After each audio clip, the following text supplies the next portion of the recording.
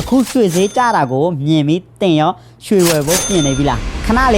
ဏလေးဒီဗီဒီယိုကိုမကြည့်ရသေးဘူးဆိုရင်လုံးဝရွှေကိုတွားမဝင်တော့ရွှေဈေးတွေထိုးကျလာရတဲ့အဓိကအကြောင်းရင်းကပြည်တွင်းပြည်ပငွေလဲတဲ့နှုန်းတွေတည်ငြိမ်လာတာနဲ့ကမ္ဘာရွှေဈေးကွက်မှာယင်းနှီးမြှုပ်နှံတဲ့သူတွေကရွှေထက်တခြားကဏ္ဍအပေါ်တွေမှာပြောင်းလဲယင်းနှီးမြှုပ်နှံလာကြလို့ဖြစ်ပါတယ်။ဒါကြောင့်ဈေးကွက်ထဲမှာဝယ်လိုအားကကျဆင်းသွားပြီးရွှေဈေးတွေကအေးသွားတာဖြစ်ပါတယ်။ဒါပေမဲ့လူအများစုမသိကြတဲ့အမှားတစ်ခုကရွှေဈေးကျတာကိုမြင်တာနဲ့အလူရက်လိုက်ဝယ်ပြီးရက်ပိုင်းအတွင်းမှာရွှေဈေးကပြန်တက်လာမလားလို့စိတ်ညစ်နေရတာပါပဲ။ရွှေဆိုတာရေရှည်အတွက်ယင်းနှီးမြှုပ်နှံမှုမို့လို့အခုချိန်ကတကယ်ပဲအချိန်ကောင်းဟုတ်မဟုတ်က